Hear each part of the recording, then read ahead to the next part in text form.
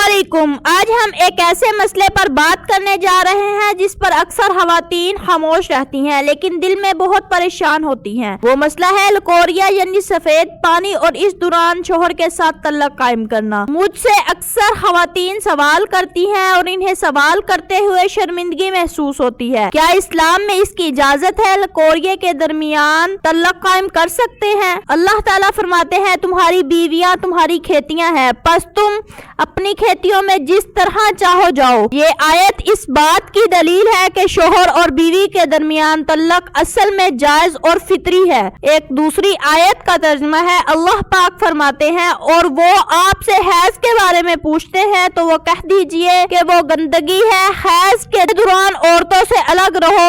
اس آیت میں صرف حیض یعنی پیریڈز کے دوران ہم بستری سے منع کیا گیا ہے، لیکن لکوریا سفید پانی حیض نہیں ہے، اس لیے اس پر حیض والا حکم نہیں ہوتا۔